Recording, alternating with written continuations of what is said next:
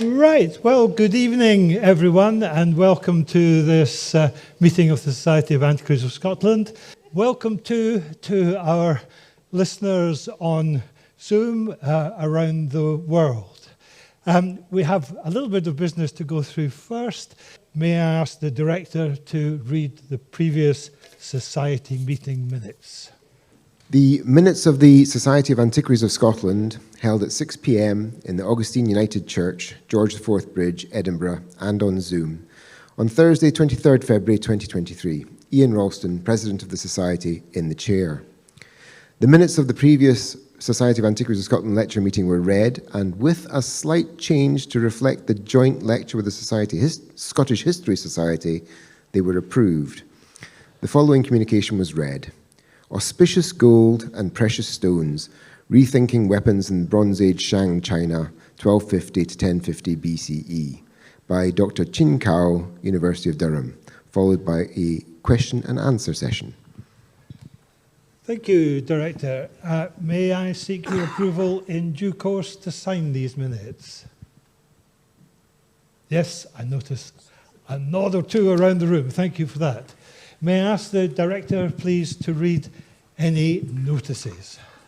So I have a couple of notices for fellows especially.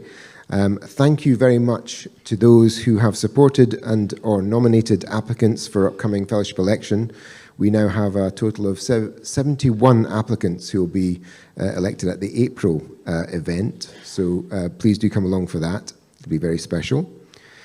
And I also wanted to make a point that fellows will have received a reminder to pay their subscriptions for this year.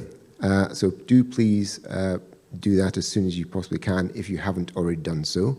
Thank you very much. Right, with that, we pass to the main business of the evening, which is our joint lecture to be given by Dr. Louise Yeoman and Professor Julian Goodare. Louise Yeoman is a graduate of St Andrews, where she did her doctorate on the Covenanters, and is the producer of BBC Radio Scotland's podcasts, Witch Hunt and Time Travels. She is co-director of the Survey of Scottish Witchcraft and was previously a curator of early modern manuscripts at the National Library of Scotland. Her research interests lie in early modern Scottish piety and belief. She is the author of the book Reportage Scotland, an eyewitness history described as absolutely inspired by Sir Magnus Magnusson, and has been a radio producer for some 20 years. Julian Goodare, an Edinburgh graduate, was formerly my colleague in the School of History, where he is now Emeritus Professor of History at Edinburgh University. His books include The European Witch Hunt, and his most recent edited books are Demonology and Witch Hunting in Early Medieval Europe, co-edited with Rita Vollmer and Liv Helene Williamson, and The Supernatural in Early Modern Scotland, co-edited with Martha McGill. He is director of the online Survey of Scottish Witchcraft.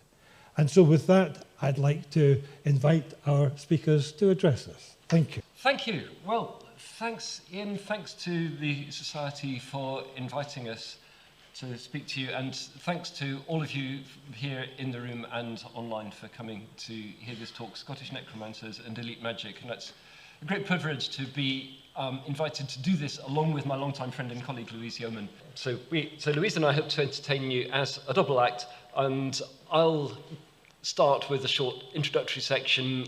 Louise will then have a long central section, and I will wind up, and we'll take the questions together.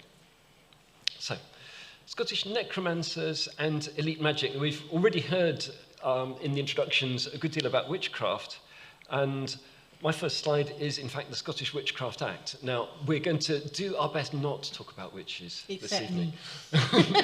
Don't you dare, we're talking about necromancers. It's sometimes hard to avoid witches. But the Witchcraft Act, this is all 200 words of it, makes a good starting point.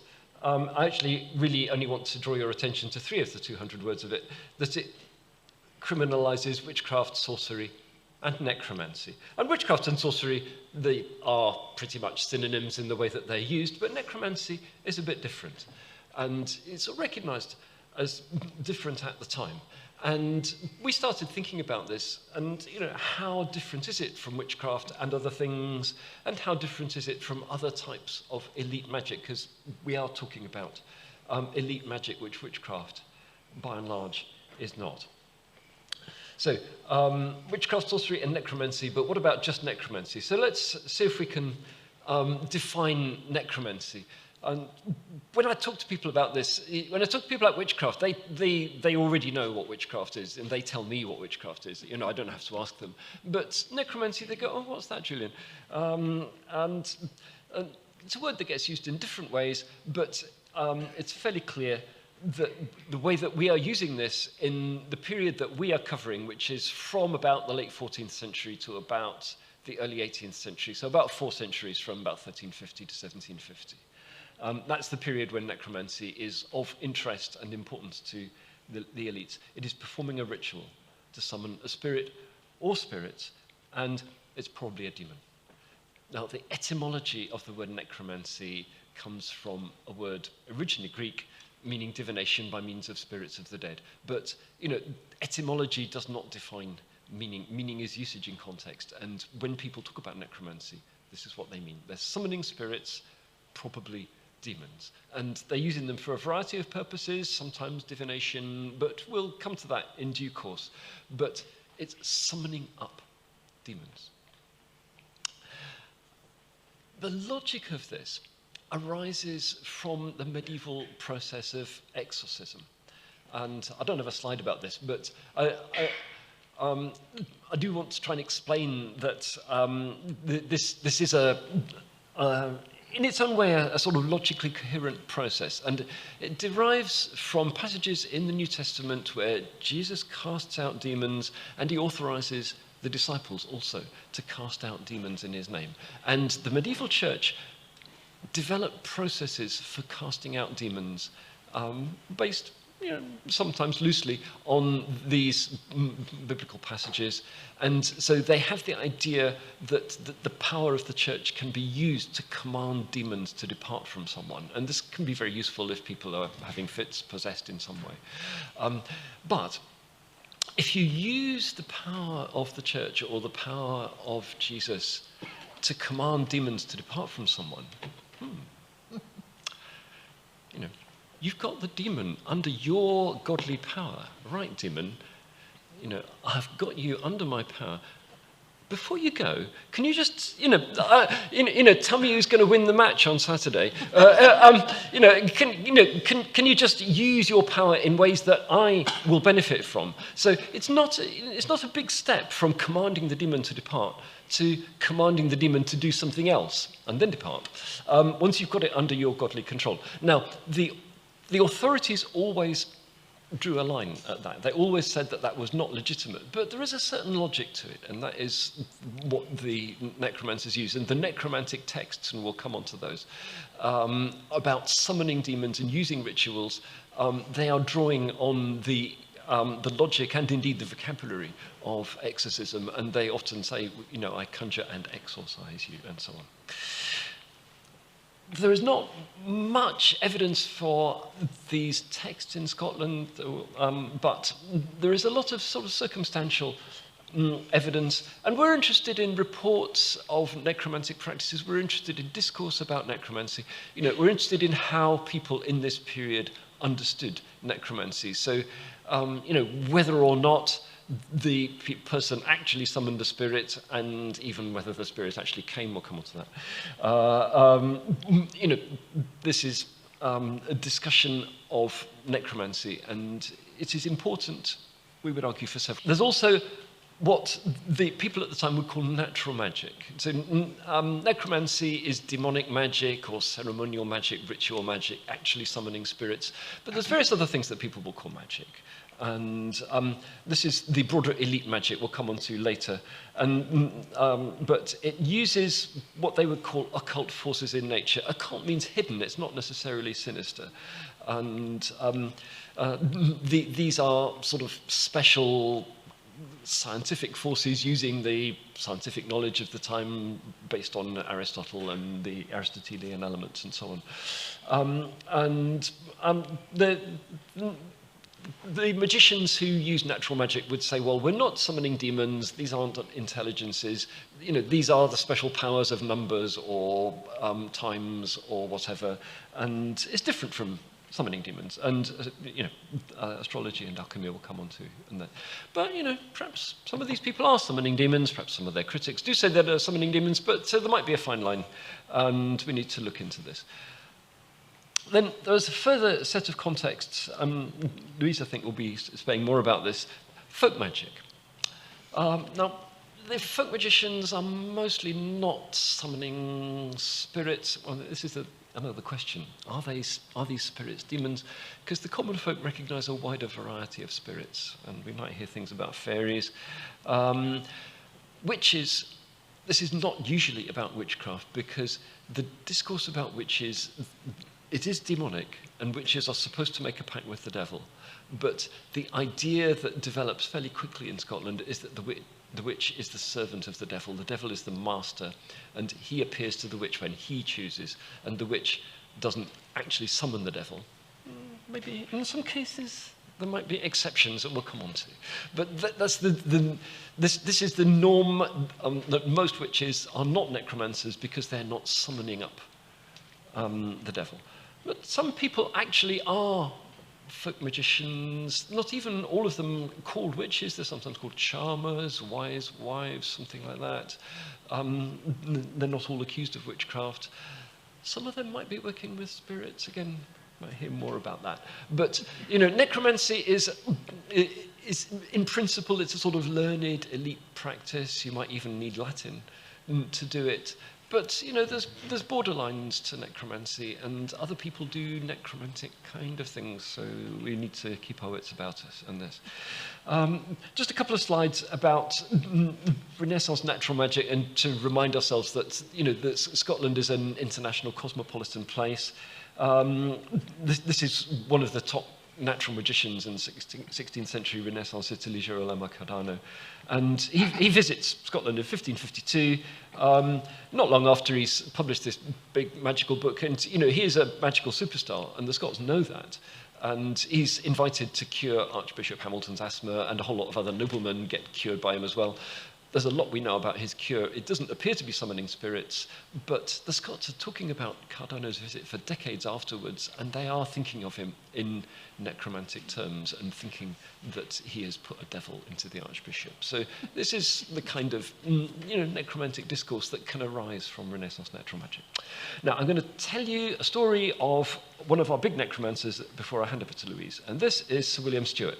Actually, no, this isn't Sir William Stewart. This is the guy he conspired against. I'm afraid I don't have a picture of Sir William Stewart, but this is James Stewart, the Earl of Murray, Regent of Scotland between 1567 and 70, half-brother of Mary Queen of Scots.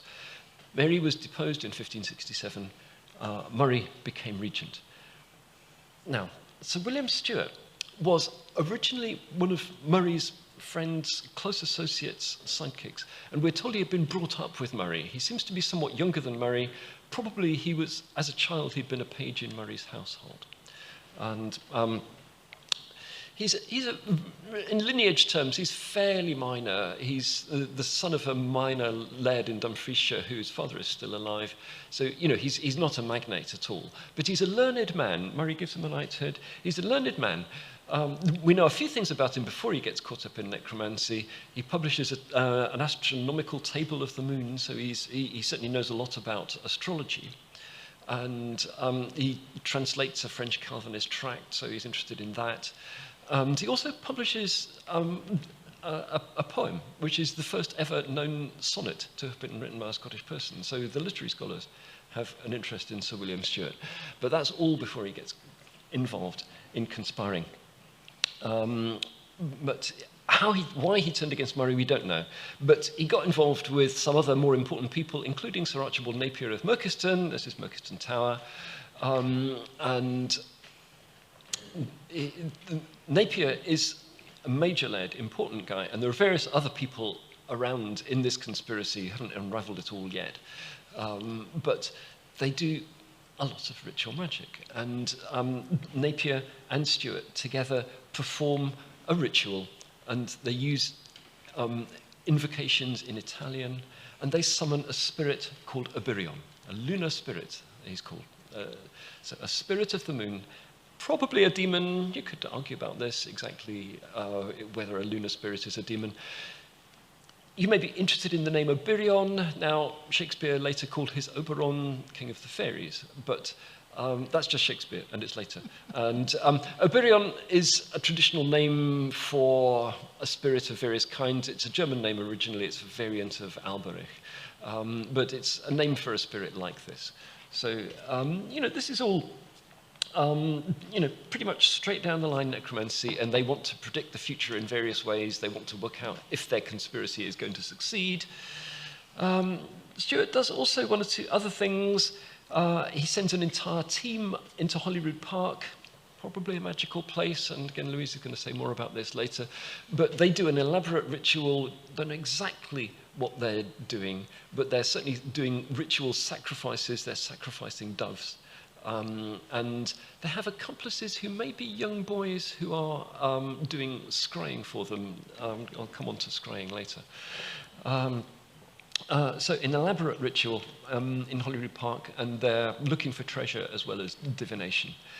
And they're using this book.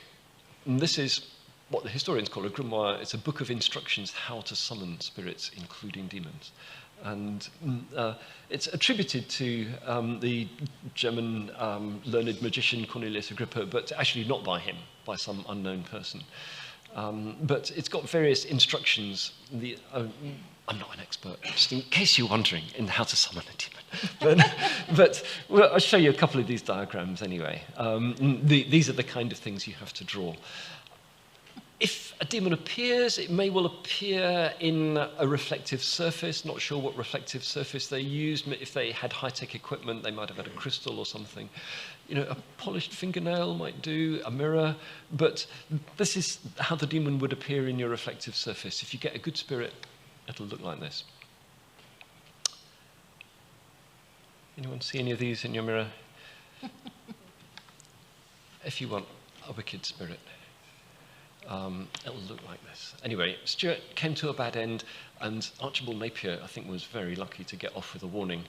But this is serious necromantic stuff. And at this point, I'm going to hand over to Louise. Oh, I should say that before I do, actually, that you wanted me to mention Janet Boyman. I should mention Janet Boyman. Yeah, Janet Boyman was one of Sir William Stewart's sidekicks, among other things. She has her own career that Louise will tell you about. But one thing that Stewart does is that he actually hauls in Janet Boyman to get predictions for his conspiracy. But she has got magical power all her own that Louise is going to tell you about. So, take it away. Shirt washing as well. But we'll start with getting into the necromancy. So, if we think of necromancy as a person performing a formal ritual in order to summon a spirit for a specific purpose, so we need to think about its boundary with the gendered term witch, and indeed to consider whether necromancer itself is a gendered term. Can you have a female necromancer? Well, the answer in medieval times and up to the mid-16th century seems sometimes to have been yes. So Julian had an article on witchcraft and prophecy in Scotland, and he considered a story from Barbour's Bruce, his great poem in Scots about Robert Bruce, written circa 1375. And he's got a story in it about King Edward I, and of course he's the baddie in all this. So he had an alleged spirit that he kept enclosed to give him answers. And Barbour says it made the king certain of that which nobody could be certain of, what would happen in the future. Now, Archdeacon Barbour has no trouble at all with women being necromancers. And in this discussion, he brings in the story of Errol Farren's mother, who consults a spirit called Sathanas as to her son's fortunes in war against the French. And she gets given one of these enigmatical prophecies by the spirit. So, to paraphrase Barbour a bit, when fiends are constrained to appear by conjuration, they make eye their answering into double understanding. The spirit tells Mum her son will soon be in Paris with a great company of worthy noblemen. Well, this sounds great. Obviously, he's going to win that battle. But no, it turns out to mean he loses it and gets taken to Paris as a prisoner, being led behind the victorious French nobles. She's been fooled. Barber calls Earl Ferrand's mother a necromancer. So he also gets onto the topic of necromancy when he's talking about a woman's prophecy in favour of Robert Bruce, that Robert Bruce is going to be victorious. She says this when Bruce is at a really low ebb, so everyone's sort of going, oh. And when he's discussing this, because he's a churchman, he feels he ought to tell us a bit in case we think this is a good thing to go around prophesying.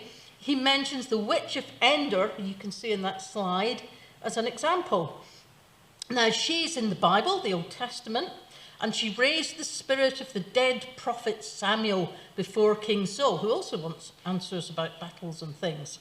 So, to Barber, necromancy is a way that a woman could know things beyond her ken, because she summoned a spirit through her great and devilish skill and cunning, and asked it for the answers. So that you get other references like this in Scots chronicles and poetry of the pre-Reformation period. So, for instance, you get one in Andrew of Winton in 1400, but the latest coming into our period, with just as the witch hunt's about to kick off, is Adam Abel. He's a Franciscan friar at Jedburgh, writing before 1540. He is still happy to use the word necromancer for women who do magic. So he speaks of a figure from classical legend, Medea, Jason's wife, as in Jason and the Argonauts. She was a negromancer wherewith she did great scathe. She was a necromancer, and she did great harm with it. Now, in his 16th century work, the female necromancer definitely coexists with the female witch. Friar Abel knows all about witches. He's probably the earliest references to witches and the Satanic Pact in any Scottish source, and he's writing in Scots. They're witches, and they, at his recourse to them, they make homage to the fiend and deny us the glorious Virgin Mary and the 7 sacraments o' Holy Kirk when they profess their craft. So the witches and the people who go to the witches make homage to the devil. They deny the Virgin Mary and the 7 sacraments of the Holy Kirk when they're professing themselves as witches. You notice after the Reformation that goes away, and you become a witch. You just renounce your baptism. I find it strange to think that the devil might have become a bit reformed, but there you go. So what we're seeing, though, with the use of the word necromancer and the use of the word witch is a dying trend about the word necromancer with women. Tamar Herzig, in her study of illicit magic and the friars in Renaissance Bologna, finds her subjects busily getting involved in necromancy, and just as Julian was telling you, justifying it as commanding demons as Jesus did. Now, the friars are doing this much to the annoyance of the Dominican inquisitors, who are very down with that sort of thing, but they're not powerful enough to stop them. However, in 1498, a very gallous inquisitor goes after a group of friars as necromancers and finds them with a female healer, Gentile Cimitri, and she is doing what the men did. But the inquisitor tortures her and forces her to confess that she's a malefica, a witch. She's executed and they aren't. Herzig notes, in Renaissance Europe, an awareness of women's political, economic and physical disadvantages contributed to a widespread popular belief that women were more prone to turn to diabolic assistance to gain what they wanted. She points out that even though the women's activities overlapped with what the men did, they were much more likely to be accused of consorting with the devil and making a pact in this period, so they get accused as witches. The guys, you know, they got prosecuted and found guilty, but none of them got executed. They all eventually skate, but the woman gets executed.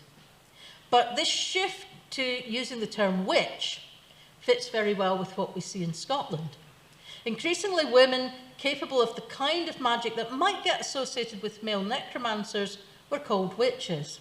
Now, let's take Janet Boyman, and here's your promised bit more of Arthur's Seat. She summoned a spirit at a well under Arthur's Seat, and the well, from contextual clues, appears to be the now destroyed wells of Weary. Yes, they went and stuck a railway through it. So you know, no Eldritch well for us, but you can see where it was underneath Samson's ribs. That's Kirkwood's 1817 map.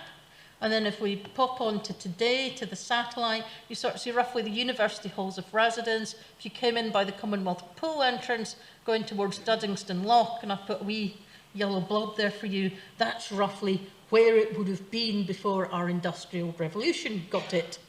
So this is where Janet and her mentor, Maggie Denham, before her, appear to have been hanging out. Might well have been where they got the water for washing shirts to heal people.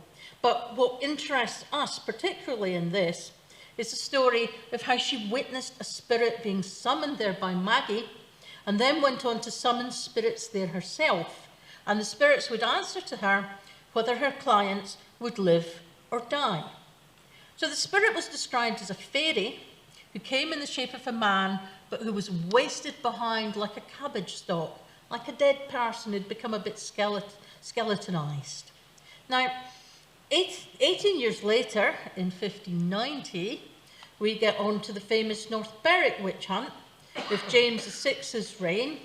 And here we go. Here's your traditional image of the North Berwick panic, with the devil preaching to the witches having witches meetings and sinking ships and this sort of thing. But that's not the sort of necromantic bit.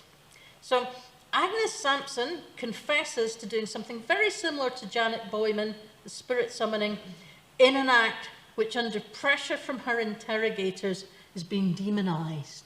So we're not talking about fairies anymore. Agnes was giving a confused account of a healing consultation at a well, which again sounds a bit like Janet Boyman. But under pressure from James VI himself, who's interrogating her, it becomes an account of her using the word Eloah to summon the devil for help and prediction in healing. And the devil supposedly appears in the form of a dog who tried to drag one of the ladies with her into the well, seemingly as a sacrifice. Now, we're technically getting into necromancy. Conjuration, sacrifice, and compelling a spirit to answer. Now, Agnes is allegedly involved in enchanting a ring to give to Barbara Napier, another accused witch in this hunt, to gain favour from her employer, Lady Angus. Now again, this is elite magic. It's the kind of thing necromancers offer to do for you. Now Janet and Agnes aren't our only female spirit summoners.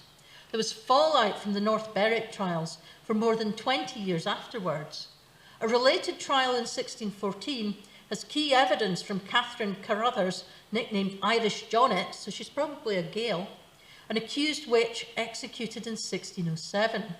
And here we get the devil allegedly summoned in the remarkable form of a Highland doctor, perhaps referencing the separate Gaelic learned medical tradition. And we also get a supposed sacrifice of a stillborn child. There's a big wrangle in the court about whether you can sacrifice something that isn't alive, but you know, they are talking about it in terms as a sacrifice to the devil. So again, we're suddenly getting into, you know, what's technically necromancy. Now, none of these women may have done any of this. This may be coming from their elite interrogators who probably knew a thing or two about necromancy. Remember, they're torturing people. You know, they're holding people without sleep, they're torturing people. You can get people to say anything you like under those circumstances. But women like Agnes Sampson and Janet Boyman, we know from the fact that there are accusations which are coming from other people, not from them. They definitely had healing and magical careers, and those are reported by others, not just by themselves under torture. And they also had their own names for their trade, which is something somebody else calls you. It's not what you call yourself. Agnes calls herself a wise wife, which is similar to Janet Boyman's trade description. It said she's given herself birth for a wise woman. And what does a wise wife for a wise woman do? Well, many things, but one of them is that they know all sorts of charms and ritual practices. And they may summon spirits at wells for divination and healing, and they seemingly don't use books to do it, at least not in our period. However, it's not impossible that some magical practices may have seeped down to them from the written tradition. This may be a bit more permeable than we'd think in an oral society, because words and rituals can leap off the page as soon as somebody's heard them being read aloud and memorised them, or seen them being used. Now, how might such things be learned? Well, Gentila Cimitri and the friars, and an example of what a historian called Kiekhefer called the clerical underworld, where religious rituals were adopted for, as he puts it, recognisably deviant or countercultural purposes. As Julian, I think Julian was going to talk about this, but I'll just throw it in here. The clerical underworld produced most of the obvious necromancers. And that clerical underworld, and we're talking about the Catholic clergy at this point, that clerical underworld could also be accessible, as Cimitri's case shows, to women. So it's quite possible that people like Agnes, with her metrical Catholic prayers, and Janet Boyman, who had a Catholic archbishop's long-term unmarried partner among her clients in the 16th century, did learn some of their beliefs from the clerical underworld. And in fact, we have someone who explicitly references such a process. Eufric Nicol, in Dr. Lizanne Henderson's Witch Hunting and Witch Belief in the Gaeltacht, says she was taught her charms by old MacKellar of Croachan, who in turn learned them at the priory of Econ Kill, Iona. So, you know, the place where you tended to get magic tended to be in sort of medieval religious houses and from chantry priests and from friars. It was the sort of thing, people who were learned in Latin, they might have scribbled that stuff down in a book, had access to learned text, and they were the sort of people you could say, could you do this ritual for me? And they might say, oh yes, if you give me a cheese or you pay me for it, I can do this ritual. And it's also the sort of thing you could learn charms from these people. So, you know, we've got a potential trickle down. So I'm just going to pop you on to our next thing we're going to discuss, which I seem to have, well, my slides are out of order, but don't worry, we can get about. That's a coal seam fire. And we know of at least one case in Scotland of a famous scandal at friars carrying out showy necromancer-like exorcisms, which are similar to summonings. Now, Julian was mentioning exorcism to you earlier. So there was a friar called Walter Lane, and he carried out the so-called Dowser exorcism in 1538. And according to his Protestant enemies, this exorcism was a fake ritual to fool gullible peasants into believing in purgatory, which involved supposedly drawing circles and using ashes, holy water, salt and prayers to force the demons there to answer the hard questions about their life of tormenting souls. And the hostile commentators all agree that this took place at a burning underground coal seam in Fife, where the flames had erupted to the surface. So it's not impossible there were genuine fears of this kind of nasty natural phenomenon, and that the friar was asked to do an exorcism of some sort. And there's George Buchanan, who's writing a poem about this. Now, the exorcism was notable enough to feature in two satirical poems. The one I've featured here is Buchanan's Franciscanus. And, you know, he's really taking the mick out of this ritual, but he also really has friars in his sights. And there's what he would see as their superstitious practices. He has them wandering the country, handing out amulets, sprinkling themselves 9 times with holy water, making 9 signs of the cross, telling stories of ghosts and goblins, using charms by the application of sulphur and egg and water from a spring, presumably a holy well or a south-running well like the wells of Weary. And that sounds not unlike some of the sort of things women like Agnes did. For example, Agnes cured with an egg, and she used the Ave Maria to cure cattle and a version of the Creed. Janet Boyman specialised in using well water and was also noted to use crossings, making the sign of the cross. So possibly Buchanan, the Protestant, is deliberately smearing the friars with the stock in trades of the wise women. But to be effective, his poem had to resonate with people for whom friars were an everyday feature of life. So was there overlap? Is there a kernel to this? And this might be where we're seeing trickle down from the clerical underworld to female folk magicians. What people can see and experience, they can copy. We're seeing practices they might have learned from priests or friars being adopted by women, because they have trades in these areas: healing, talking to spirits, counter-bewitching. And if they're dealing with upmarket, more educated clients, then they may make their practices a bit more upmarket and prestigious. A bit of ring enchanting here, a bit of spirit summoning there. It's noticeable that in the 3 cases where Agnes Sampson's alleged behaviour is most necromancer-like, she's dealing with gentry and high-ranking burgess folk. And perhaps you pay a bit extra for that. But these women were normally not seen as necromancers, but as witches. A thought process of, you're a woman, you can't have read those elite books on magic and carried out the rituals properly. You've just made a demonic pact to get your powers. Therefore, you're just a witch. So women who've cunningly picked up a thing or two about how you do rituals with spirits or image magic get called witches rather than necromancers. So this may also be true of lower class men in this period, that like women, they're increasingly seen as people who, if they practice magic, must have made a demonic pact in search of illicit power. So even if they're spirit summoners, they won't be labelled as necromancers. Now, somebody who does get called a necromancer, not only a witch, is Agnes's male accused in the North Berwick trials, Ritchie Graham. And I'm just going to take us back a bit. So we're back to North Berwick. This is Agnes's co-accused, Ritchie Graham, and he is accused of being the Earl of Bothwell's right-hand magic user in an attempt to kill King James VI. It's supposedly Ritchie who, by the advice of the devil, sources the necessary witches, including Agnes. Now, there doesn't seem to be any basis to this beyond false confession extorted under torture. But Agnes and Ritchie did seem to have a couple of upmarket clients in common, and this is how a picture of them conspiring together was concocted.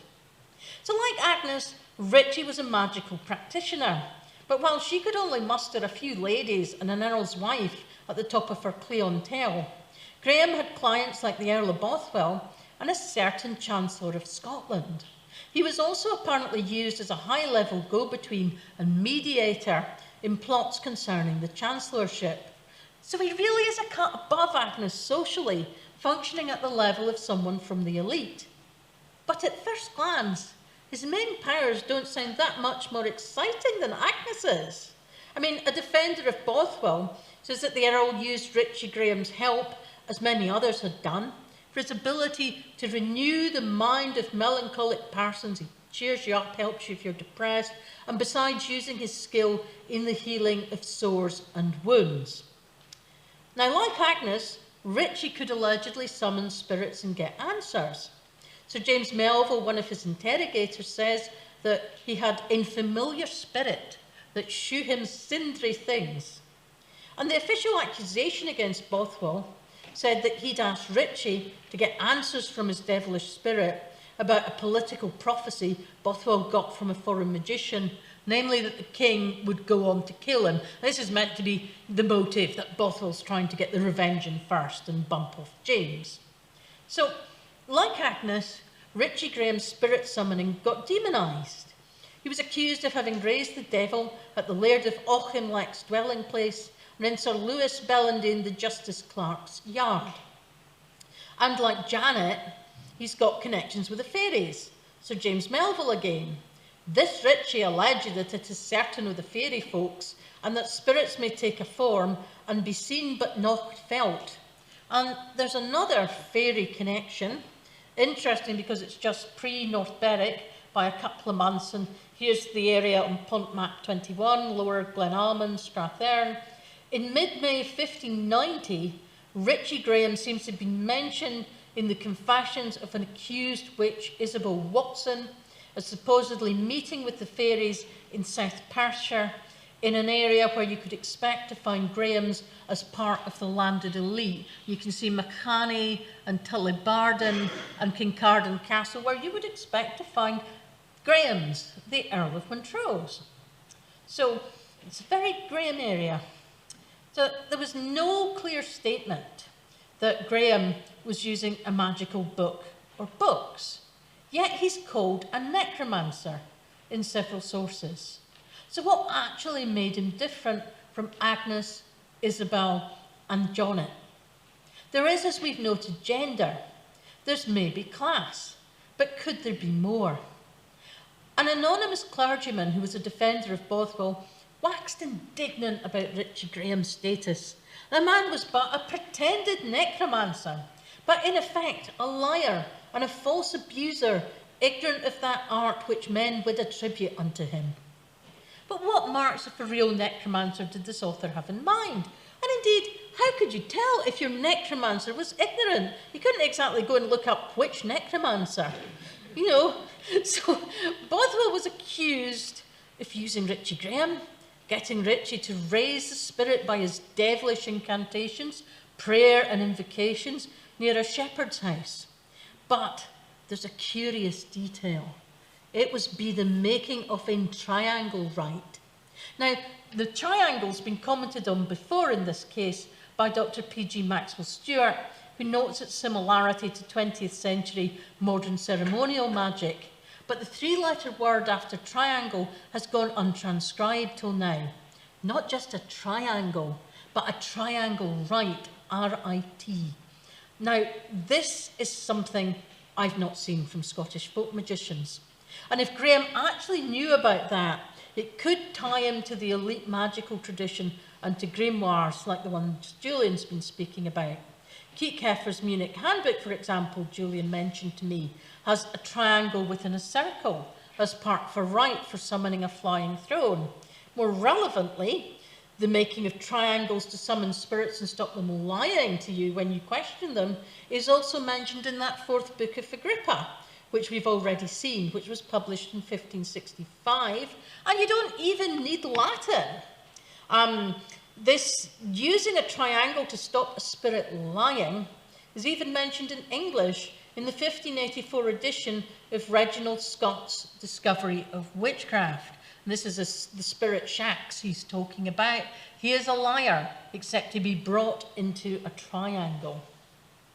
So the accusation continues that in raising of the spirit, Ritchie Graham conjured him, that he should not trouble the air, the water, or the earth.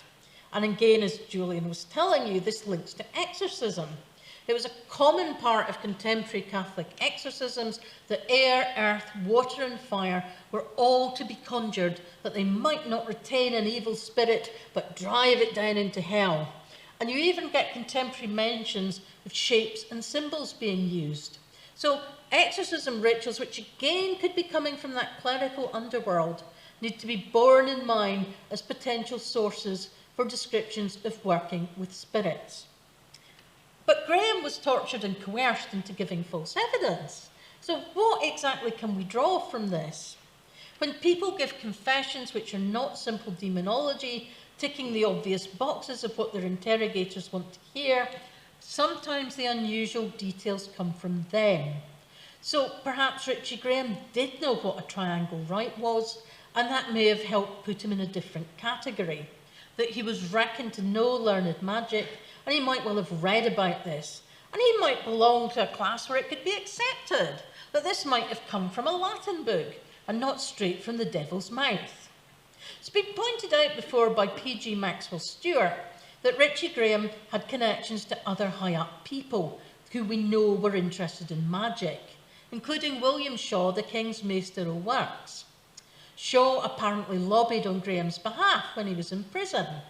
And this is really intriguing, because Shaw had his own interests in magic, and within a few years of the North Berwick panic, he'd be a central figure in establishing an intellectual framework for Freemasonry.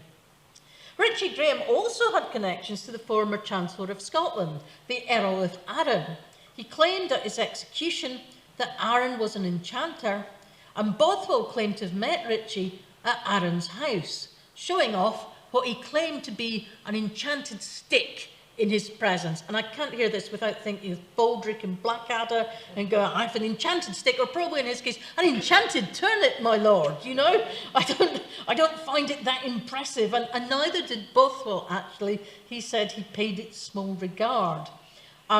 But the Chancellor in this anecdote, people thought it was Maitland of Thirlestane, but if you look more deeply, it does turn out to be Sir James Stewart, the former Earl of Arran, the disgraced former Chancellor, and not Maitland.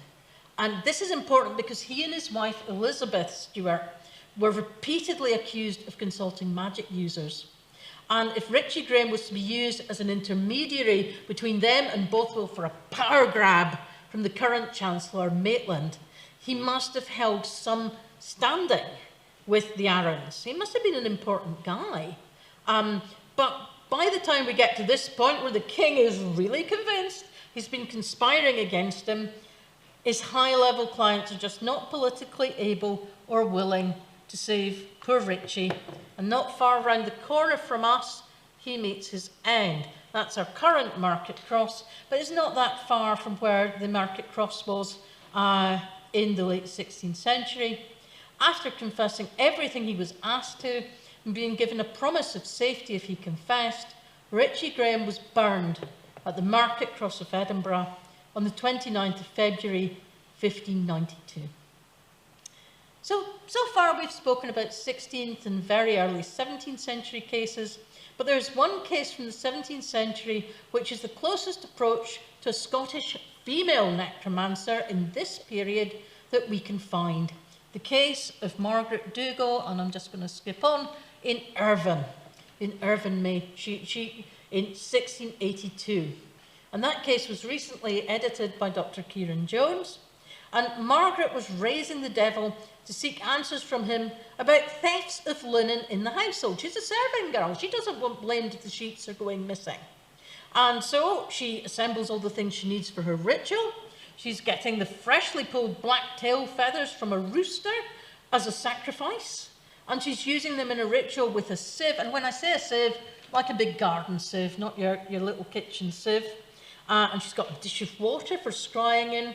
And she's also got her New Testament, but not for nice reasons.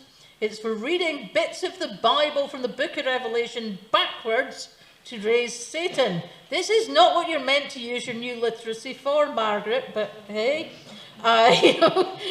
She claimed she'd learnt her magic from a Dr. Alexander Colville, a wealthy parish minister in Ireland of Scottish origin. And she claimed that the ritual actually worked, frightening her and her fellow servants almost out of their wits. She was questioned immediately by her employer, Major General Robert Montgomery, and she confessed in detail what she'd done.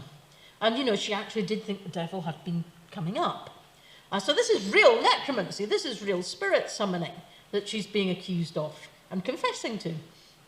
But the fashions of the time about women, their agency, and the supernatural were changing again by 1682. And though she was accused of witchcraft, Margaret was in the end not tried for it. Because as Dr. Laura Dope discovered and communicated to Kieran, who published the case, the relevant Privy Council committee decided that Margaret was under some distemper, that she'd lost her wits.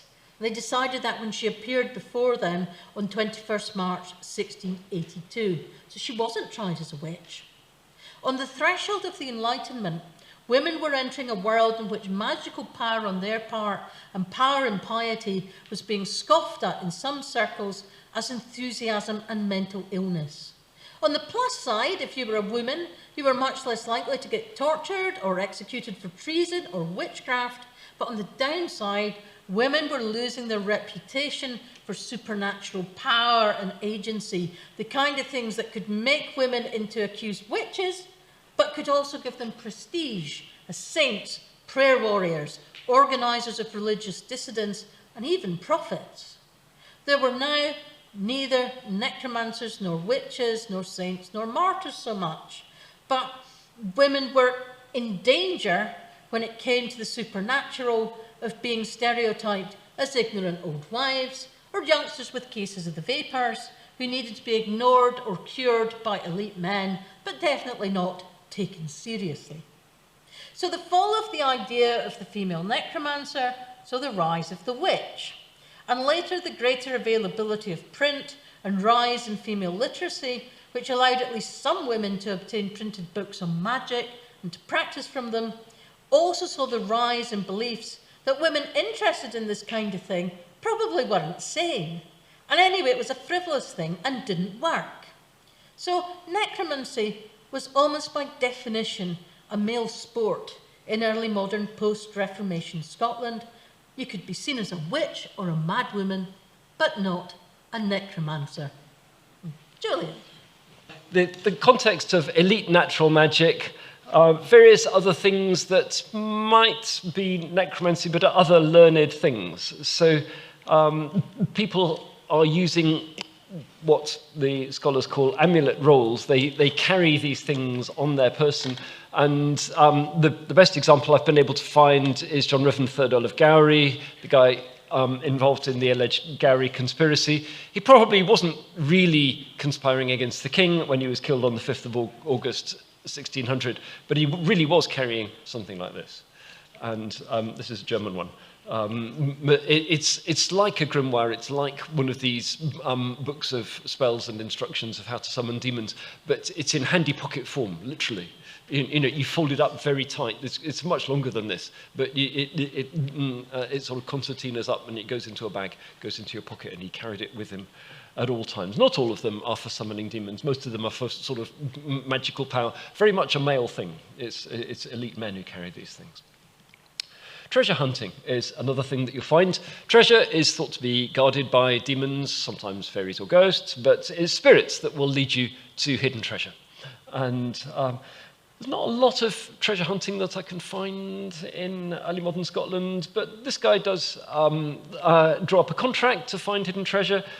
This is John Napier of Merchiston, who is the sort of probably the highest ranking intellectual that going to be talking about in this bit. So he's the inventor of logarithms, serious mathematician and also a theologian.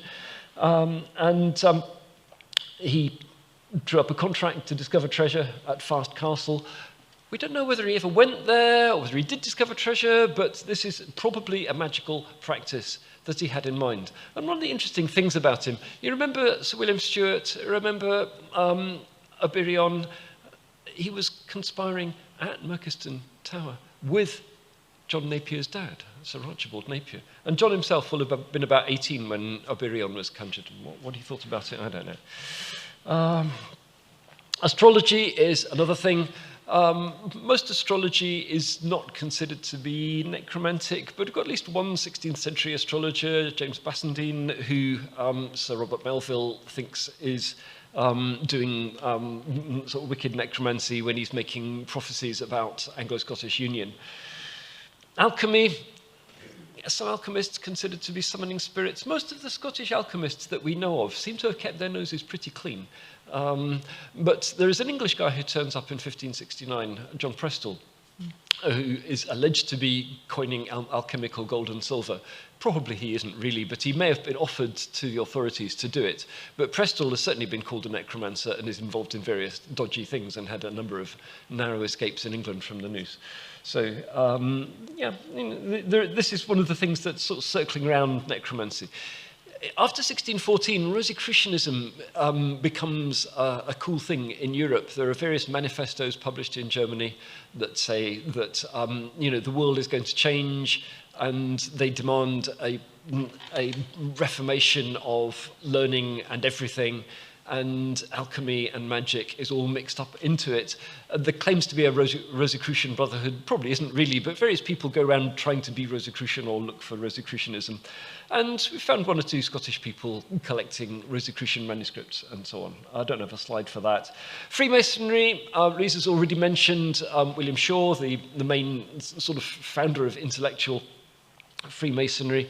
And so Freemasonry is something that starts in Scotland, and it has some sort of magical or ritual elements. Both Rosicrucianism and Freemasonry are very macho, by the way. These are things that men do, and women are definitely excluded from. And Scotland's best documented 17th century Freemason Sir Robert Murray is certainly involved in meditative practices that look as though he is summoning spirits of some kind, and he says that he's trying to avoid forbidden things, so he's sailing close to the wind. But, he doesn't ever get into serious trouble, though his enemies do call him a necromancer. So you know, this sort of shadowy round the edge of necromancy, all this elite natural magic is going on, up until the scientific revolution at least. What happened when you summoned a spirit? You know, did the spirit really come? Well, first of all, can I bracket off the question of whether demons really exist? We do not need to answer that question. And personally, I'm an agnostic on this. I have not seen any conclusive evidence that demons exist, or fairies for that matter. Sorry, Tinkerbell. But I'm not asserting that they don't.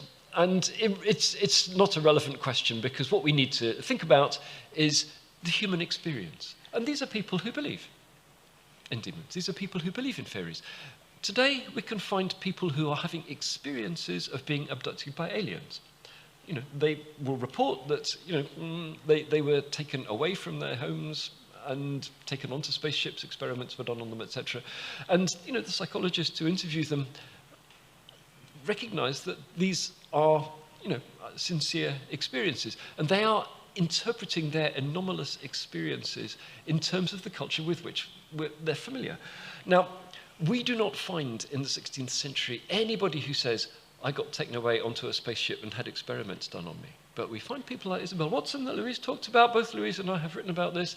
They've been taken to fairyland. That's the culture that they're familiar with. They were abducted by the fairies, and, you know, various things, sometimes quite painful, happened to them in fairyland. So people are interpreting their experience in terms of the culture that they're familiar with, and that's all we need to understand, that people who believe in demons may actually experience demons. These are mostly involuntary experiences, but with the aid of certain rituals, you can induce dissociative states. Again, the psychologists are the ones who are studying this. You know, a trance-like state in which you may see things that you don't expect, or perhaps even see things that you do expect. You know? And one of the sort of techniques that people will use will be a sort of meditative attempt to concentrate closely on a particular thing. This is, I don't have a Scottish example of equipment for scrying, but scrying is looking for a spirit in a reflective surface. This is high-end technology, by the way. This is a black mirror. John Dee is a serious intellectual in 16th century England. But you could do it, as Margaret Dougal did, with a dish of water. All sorts of other things, you know, an ordinary mirror, a polished fingernail. But you concentrate very closely on that surface. You remember the symbols of the good and bad spirits that I showed you earlier. You know, you could enter into the kind of state in which you could experience these things.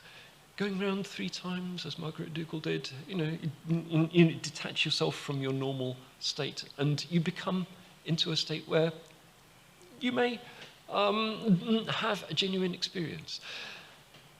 We sort of assume that everyone starts from the same position, but in fact some people start from a position of enhanced susceptibility to these things because they are already hearing voices. You know, about 4% of the population hear voices in their head that they know are not them. There are people who are intensely fantasy prone, who find it difficult to distinguish between their fantasy experiences and reality. And again, you know, the psychologists are studying all these people. So hallucinations, fantasy proneness, and various psychotic conditions that I don't have time to go into. But some people may be particularly good at experiencing spirits because of the conditions that, that they find themselves in. Right, decline. Minute or two on decline. In the later 17th century, we've got the scientific revolution. I haven't got time to discuss that. But ideas of spirits become more pluralistic, and people start looking at them scientifically. And this chap in the early 18th century, about whom Louise knows tons more than I do, so why is it me that's talking about him? But he collects remarkable providences. These are sort of scientific data about God's intervention in the world in various ways. And a lot of the ones that are interesting are about apparitions of one kind or another. But part of the point is that he's not sure. If you want to summon Obirion, you've got to be sure. You've got to know what the procedures are. You've got to have his phone number. You've got to know exactly what kind of spirit he is. You've got to know his name. And, you know, this uncertain apparition, I wonder if it was this kind of spirit, or if it's a spirit at all. Perhaps it's a ghost. We see more ghosts being reported at this time. Previously they've gone, no, it's all demons. But now it's all up for grabs. But the uncertainty of it all means that it's no longer really credible, and it sort of trickles through your fingers. And by the time you get to the Enlightenment, necromancy isn't dangerous and fascinating. It's just old hat. And nobody really takes it seriously anymore. We could go into modern times, but we'll break it off there. A few brief conclusions. Scotland is notorious for having a lot of witches, a much higher proportion than many other European countries of executions for witchcraft. It's a bit surprising that we don't have many necromancers. Or is it? Actually, no. It's all that intense concentration on witches. Everything gets sucked into witchcraft. And people don't use the word necromancy because they know what to call it. Yeah, it's another case of witchcraft. And some of the necromancers, or would-be necromancers, may actually have been deterred. They fall into line. The witches can't avoid their fate because the label of witch is stuck on them by others. They're interrogated coercively. They're made to confess. Their neighbours talk about bewitchments. So, you can't actually stop practicing witchcraft because you never started. But you can stop practicing necromancy, and Sir William Stewart would have been well advised to stop practicing it. But in the next generation, people probably did stop. The Presbyterian system means that the ministers, the local intellectuals, the ones who know the magical practice, they're closely supervised. There's high regard for orthodoxy, and the kind of clerical underworld that you get in the late Middle Ages with a lot of underemployed priests. These ministers have not got time on their hands. They've got a job to do. And so the clerical underworld just evaporates. And the Calvinist system gives them all a very clear view of spirits, at least until it starts coming apart in the later 17th century. And exorcism, they just don't do it. So, the whole practice of exorcism, the Protestant church just doesn't do. So, necromancy, there's not very much of it. It's always limited in some ways, possibly not well enough known before about 1500 for people to practice it. The chroniclers that Louise was talking about know the theory, but do they know exactly how to summon? Are there grimoires circulating? We're not sure. Then there's pressure for ideological conformity. There are some countercultural, deviant people, but they're kept in check. And then for the last century, the pressure relaxes, but the whole thing just becomes old-fashioned. So I think we will leave it there.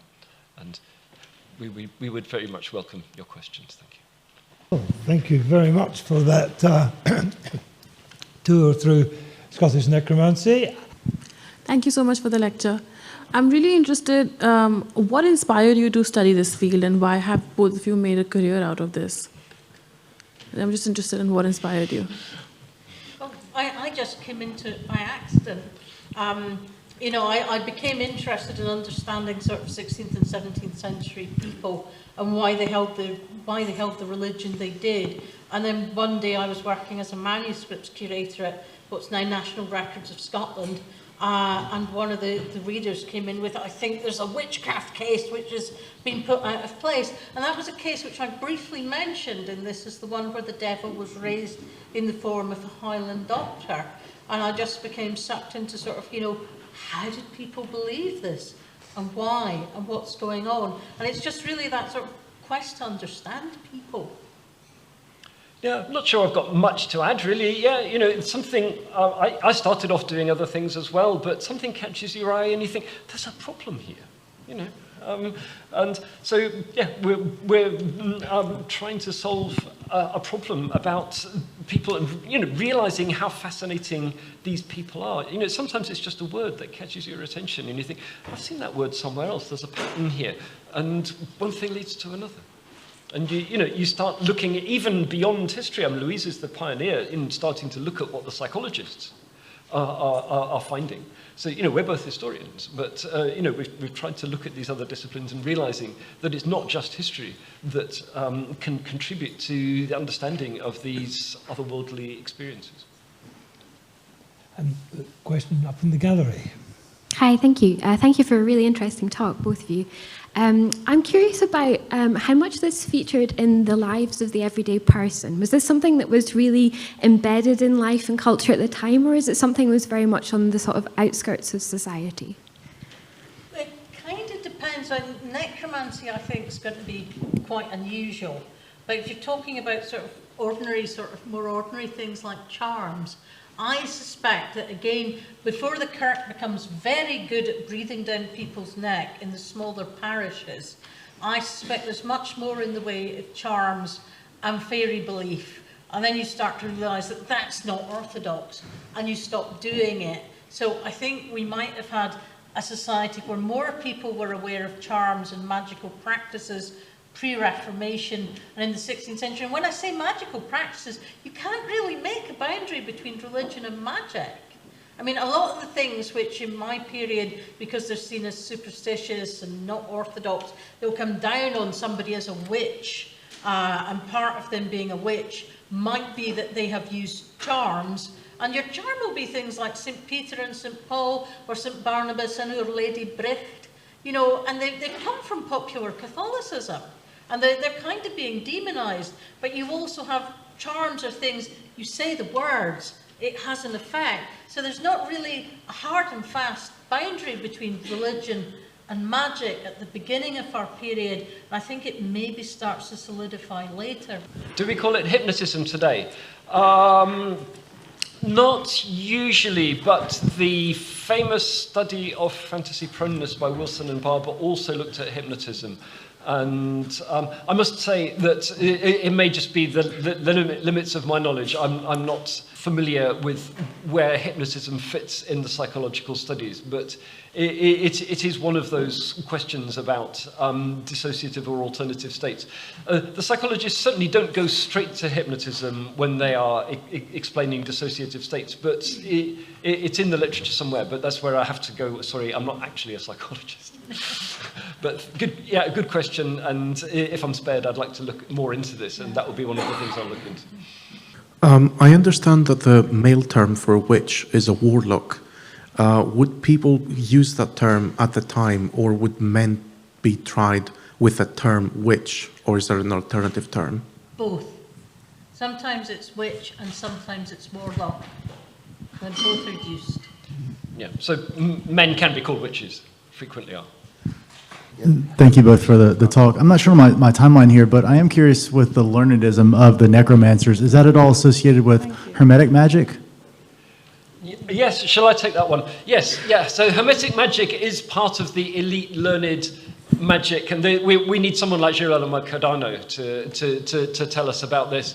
And this is a Renaissance phenomenon that begins with people like Marsilio Ficino in the 15th century, who start studying what he thinks of as the Hermetic texts, which Ficino thinks are contemporary with Moses in the Old Testament, and he thinks that studying these will enable him to get back to the sort of biblical ancient languages of Adam and, you know, really, really ancient wisdom.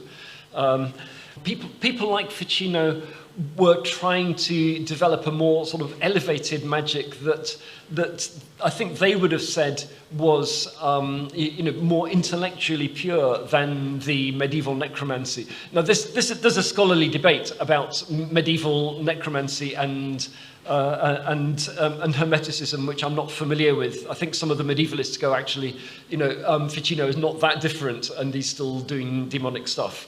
But the practitioners or the people who write about Hermetic magic, Agrippa, who I mentioned, is another one of those. They're trying to say, well, we're not these everyday dirty necromancers. This is elite ivory tower stuff. So having tried to elevate necromancy above the common folk, the Hermetic level is a bit further above that, if that helps.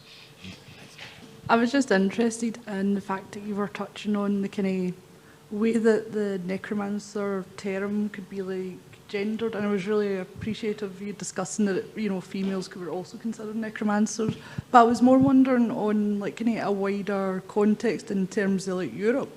Obviously in Scotland, a higher number of women were accused of witchcraft, and tried and executed. But in Iceland, you find a lot of necromancer kind of magic appearing, especially within elite churches and things like that. And it seems to be there's far more men that are accused and executed in Iceland. And I was just wondering, in terms of like that specific term necromancer in the wider context of Europe, if you could hit on that a bit more. Is there any kind of thoughts you want to provide on, is it kind of interchangeable everywhere, or is it just depending on which culture you're thrown into at the time? First of all, to the extent that this is about witchcraft, Europe as a whole and Scotland too have a female majority. It's about 80% in Europe as a whole, 85% in Scotland. So it's, you know, the fact that it's not 100% is significant, but it's well above 50% on average for Europe as a whole. Now, scholars have certainly noted there are a few places in a few times where this flips over and there is a male majority, and Iceland is one of them. The numbers are tiny.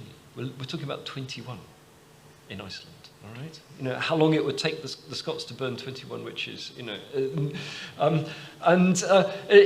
The rules about witchcraft and witch prosecution make it much more likely that you're going to get women than men, but men are also allowed. And so what's going to happen isn't that they're going to go, right, now we're going to burn 80% women, so we're going to make sure that we include a few men as well. Oh, you know, we're going to make sure that the proportions are right. It's a bit random.